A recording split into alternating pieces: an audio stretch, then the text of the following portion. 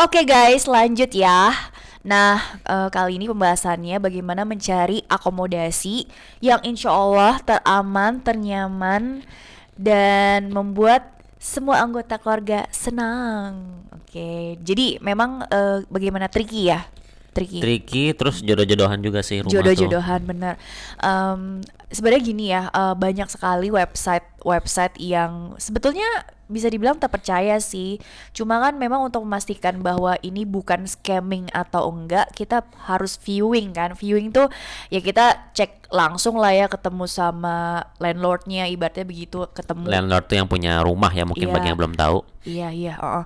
Nah, tapi kalau misalnya ternyata kita nggak punya teman di sana yang bisa dimintain tolong atau yang nggak mau ngerepotin orang, jadi kan mau nggak mau kita berpegangan pada kita sendiri gitu ya. Jadi, nah bagaimana caranya supaya kita nggak kena scamming karena lumayan pengeluaran terbesar itu hampir setengahnya itu dari living cost itu adalah untuk rumah ya, untuk akomodasi. Bagaimana tipsnya buat kamu yang dulu pernah tinggal di Denmark juga ya kan 2 tahun untuk studi S2-nya.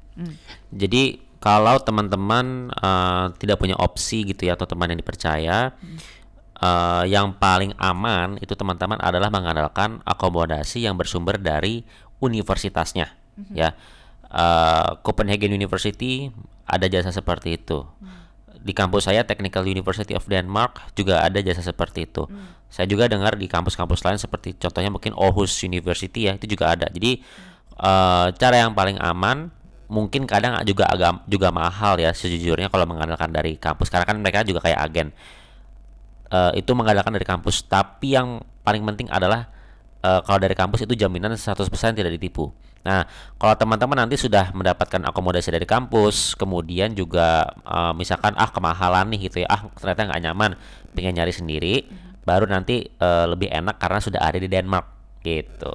Oke, jadi sebenarnya begini ya, tergantung juga dari melihat kebutuhan masing-masing ya. Misalnya kalau single mungkin beda lah ya sama yang sudah bawa pasangan, apalagi udah ada anak begitu kan. Jadi pertimbangannya dari size tempat tinggalnya juga dari fasilitas di sekitarnya juga bagaimana. Jadi yang perlu diperhatikan tipe-tipe akomodasinya juga gitu ya. Mungkin kalau single dan yang sudah double atau triple, bagaimana itu perbandingannya? Ya, kalau single itu kalau kita ngomong dari segi price range gitu ya, teman-teman bisa mendapatkan mungkin semurah-murahnya 3.000 krona gitu ya. Itu udah jarang banget ya, Itu 3.000 krona. setara berapa rupiah?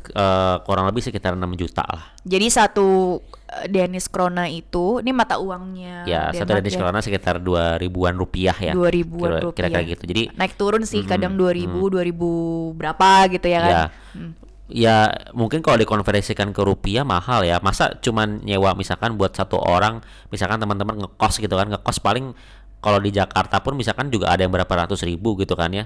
Tapi ya inilah Copenhagen gitu ya, memang semurah-murahnya pun untuk orang yang single itu ya 3.000 krona gitu ya. Bahkan 3.000 krona itu harga spesial karena biasanya sudah kenal sama ownernya gitu ya.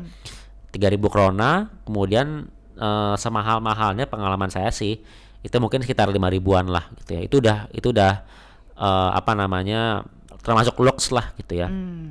Juga tipenya bisa bermacam-macam teman-teman. Misalkan kayak saya contohnya pernah tinggal di dorm gitu ya. Itu kamar sendiri, tinggalnya juga sendiri ya, satu kamar satu orang, kamar mandi sendiri, tapi misalkan dapur sharing sama 18 orang Wih. gitu. Ada juga yang tipe apartemen studio untuk single ya. Jadi itu mungkin luasnya sekitar 20 meter square lah ya, kurang lebih sampai 30 meter square.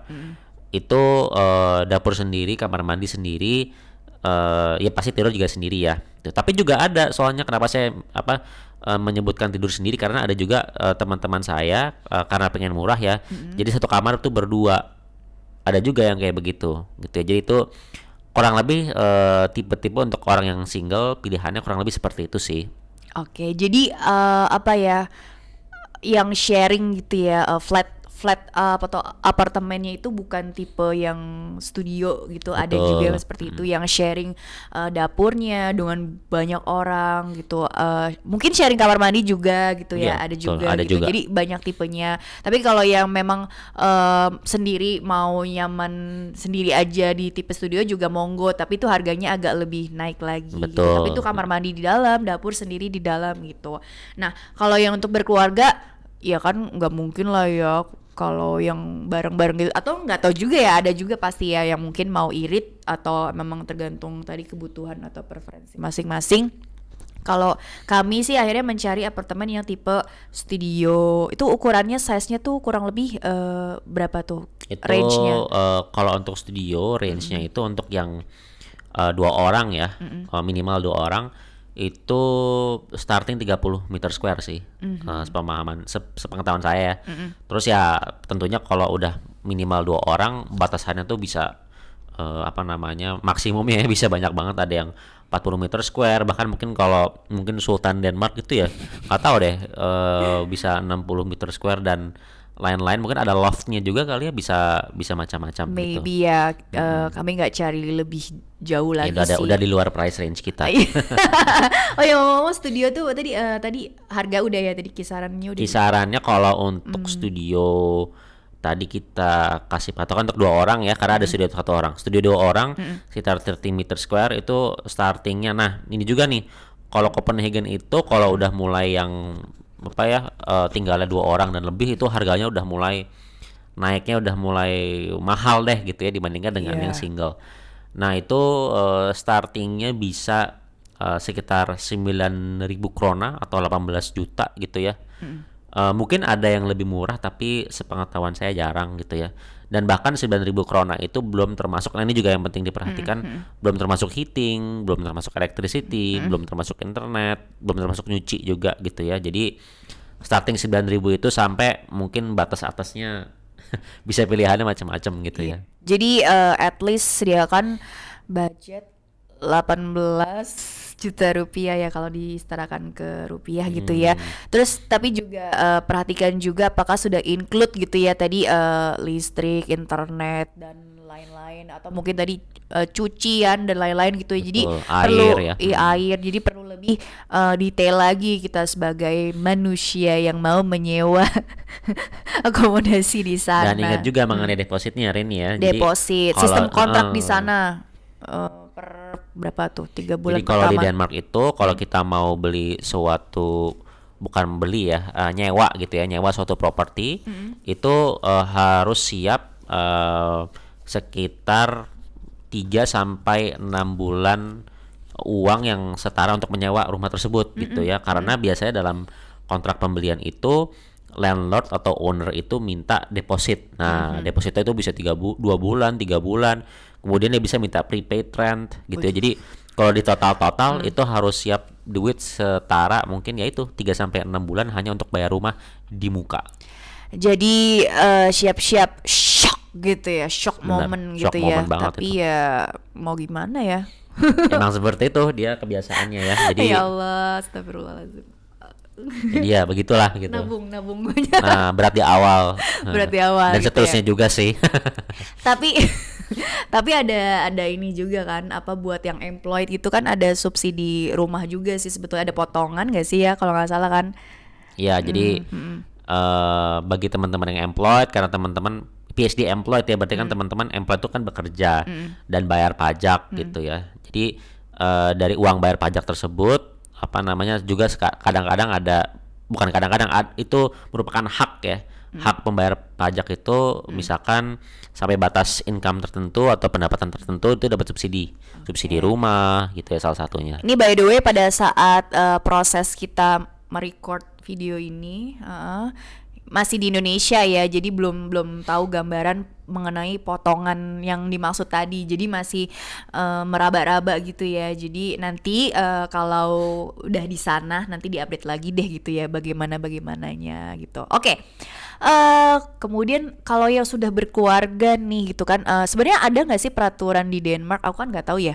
Teman-teman Masya Allah Denmark juga mungkin penasaran, peraturan buat misalnya kalau ada anak gitu, jadi nggak boleh apa ya di studio lagi gitu, apalagi mungkin udah ada bayi nih, misalnya kan merencanakan punya bayi atau udah ada anak satu dua, itu juga ada minimal ini gak sih size-nya gitu, nggak boleh yang terlalu kecil karena kalau nggak nanti dianggap melanggar peraturan atau apa gitu.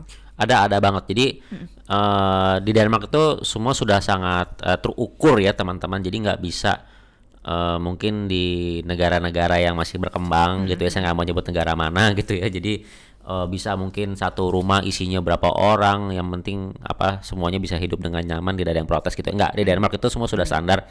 Berapa square meter itu untuk berapa orang, termasuk juga tadi untuk anak-anak gitu ya.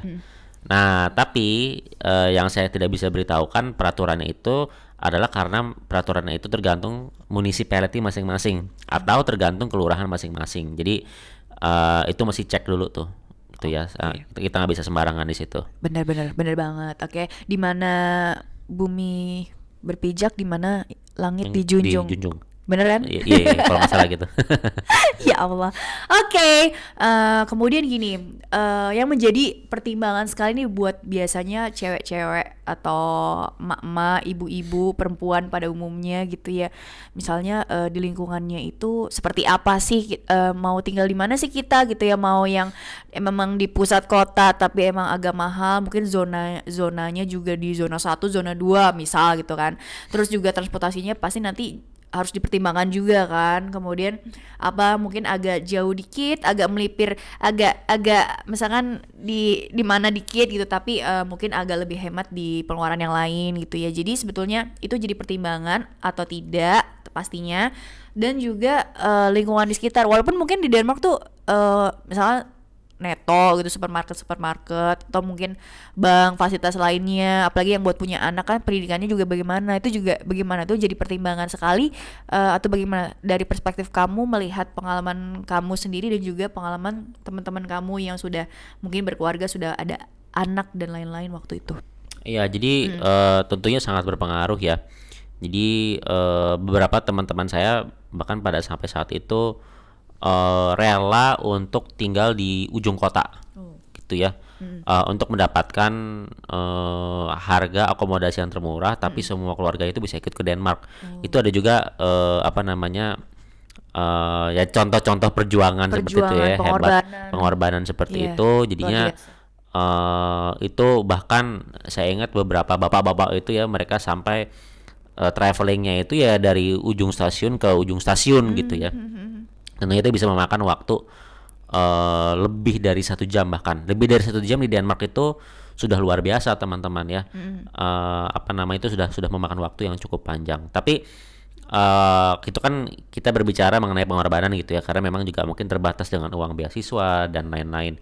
Nah, tapi kalau kita ngomong ideal, memang idealnya itu kalau menurut saya pribadi mungkin radius antara rumah kita dengan tempat pekerjaan ya itu kira-kira 5 kilo gitu ya, karena jadinya tidak terlalu jauh. Dan kemudian kalau di Denmark itu kan infrastruktur sepedanya sudah sangat bagus ya, sama seperti Belanda. Jadi kalau jarak 5 kilo tuh naik sepeda masih oke lah gitu ya. Pulang pergi kan 10 kilo gitu ya, Biar lebih sehat biar juga. lebih sehat juga gitu. Lebih six pack gitu. Bye bye perut buncit. Nah terus di Denmark itu memang untungnya entah mengapa saya juga nggak tahu ya, tapi kayak itu sudah didesain sedemikian rupa sehingga tempat perbelanjaan tuh nggak jauh-jauh gitu. Jadi ada yang murah-murah tuh contohnya Netto, Lidl gitu ya. Nah tapi ya pastinya kalau teman-teman juga memang bisa selain dekat juga dengan